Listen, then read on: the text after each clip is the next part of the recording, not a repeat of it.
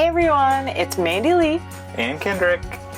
As some of you know, the Barefoot Camper has been a long time coming.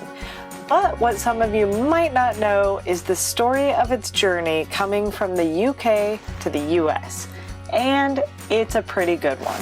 We talked to some of the key contributors to the Barefoot, all the way from its inception in the UK to a showroom floor in the United States. And here's their story.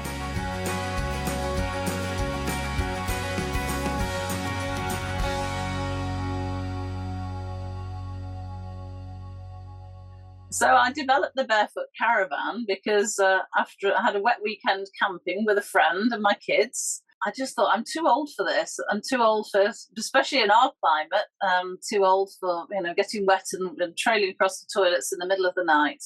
So I thought I wanted to create a caravan where you could have everything inside it, but something that I would feel really proud to own. And I just looked around and didn't see what I liked. So I thought, let's try and design one and make one, yeah.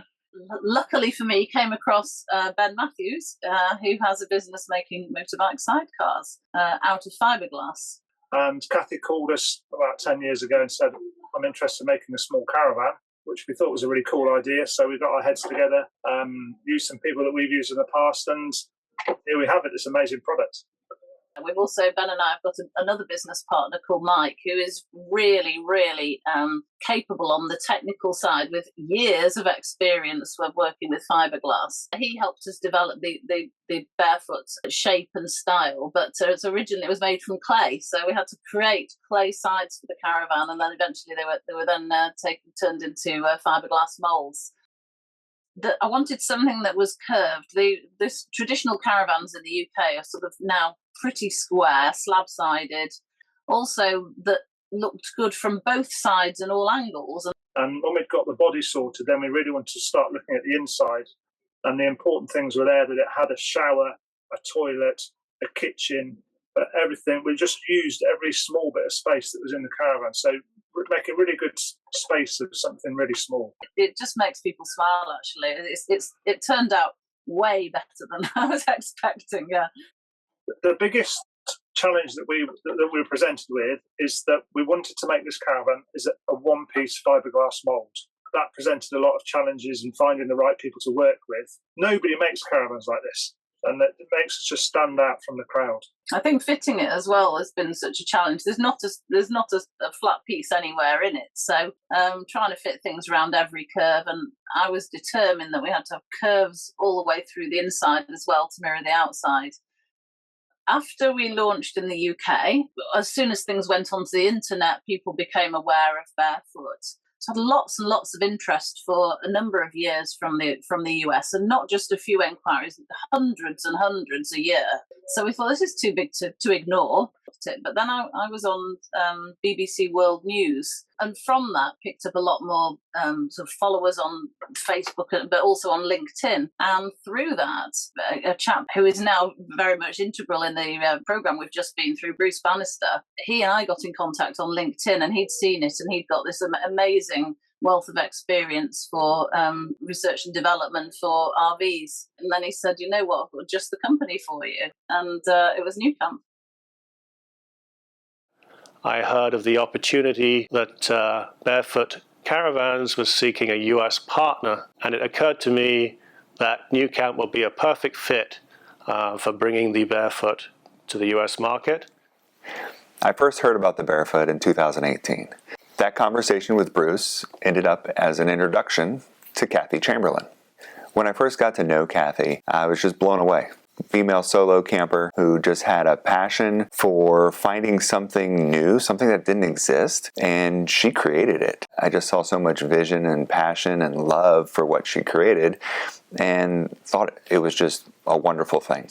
I think most importantly, the quality of the product that nuCamp build stood out 10 times amongst every other product that was at Elkhart.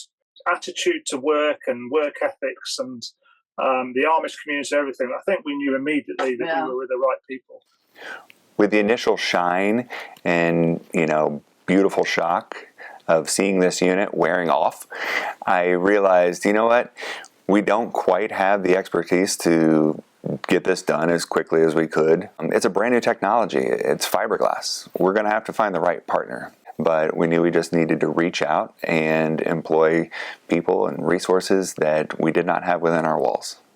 The overarching challenge of the Barefoot project was to preserve the look and the feel and the spirit of the original that had been so well received, while at the same time making a host of design changes that were necessary to make the product appropriate for the US market. We realized we needed to make it Americanized, for lack of a better term. With that, though, we knew we also had to maintain that identity that Kathy had developed. And if we did need to deviate, only do it to such a degree that would almost not be noticeable. From reverse engineering it, in a sense, and then now mirroring it, that took a little bit of time. Yeah, I remember I went to Glastonbury. We were quite a long way through designing it, and we were just going to have a toilet in here and a wash hand basin. And I said, no, it's got to have a shower. And Ben sort of, his hands in the air, is like, oh, another 6 months, you know. But so another 6 months in development, we then had this gorgeous shower as well, yeah. There's so many cool things about the Barefoot, things that are just so unique to that unit alone. But for me personally, I just love the soft interior touches, especially the headliner. Technically, the Barefoot is rather unique in that it combines a molded fiberglass shell with an automotive level of paint finish, and that really sets it apart in the industry. At nuCamp, one thing we like to do is vertically integrate as much as possible. In that, over the last couple of years, we've been trying to learn as much as possible about fiberglass and the different things that go into that entire process.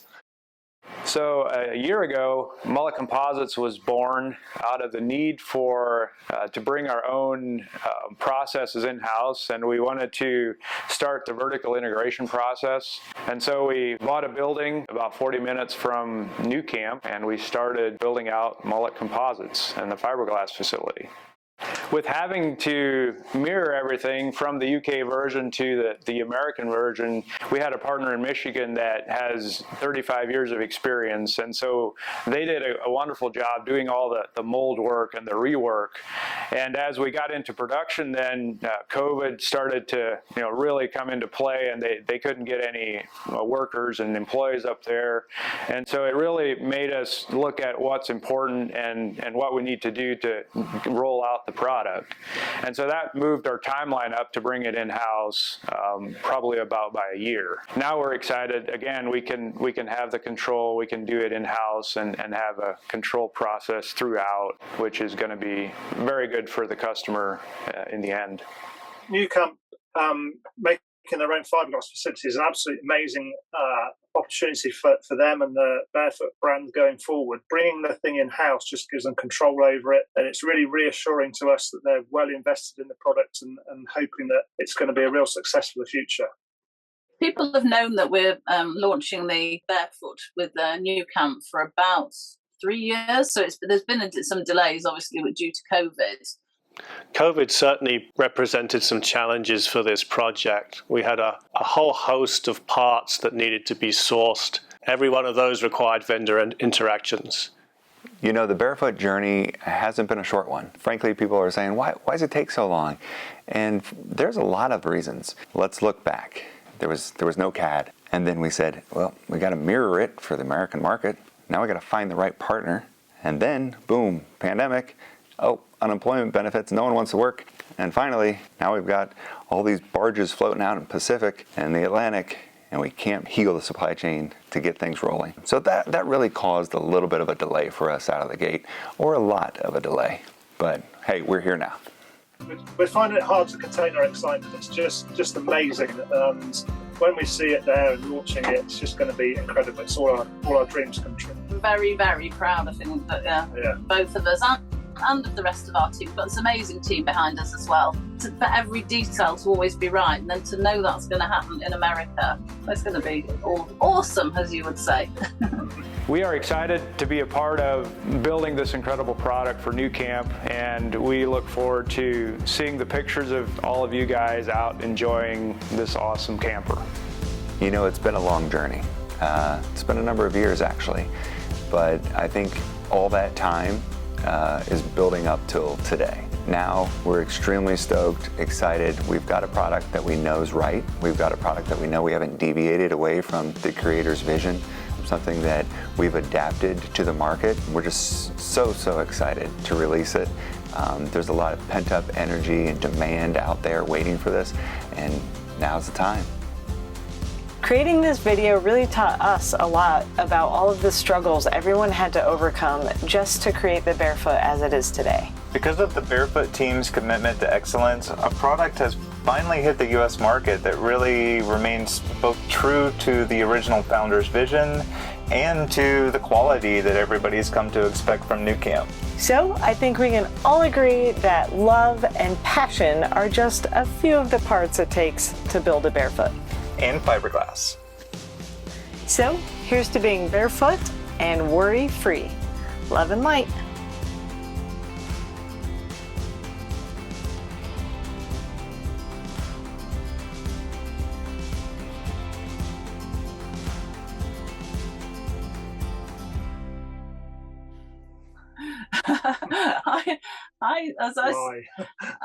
No, let me start again.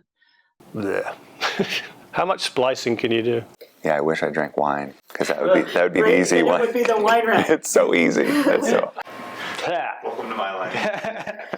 You always have to do like 14 takes. Oh, yeah.